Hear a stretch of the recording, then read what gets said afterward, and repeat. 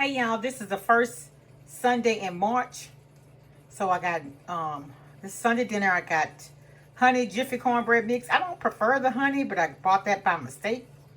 I have my mashed potatoes, homemade. I don't use the box. And I got my cabbage. They actually look more yellow than they are. I don't like my cabbage overcooked. They're not as yellow as this camera making them look. And then I have the meatloaf. I'm going to share my recipe. Looks like I may need to skim some of that gravy off. I don't know. But anyways, this is what the meatloaf look like. And what that is, on the top, I mixed tomato paste and Kraft's original barbecue sauce on the top. And that is dinner for tonight. Have a good day. Bye.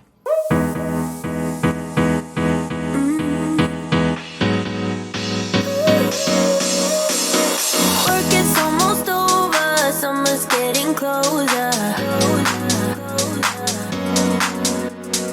No time to be sober, sunshine on my shoulders.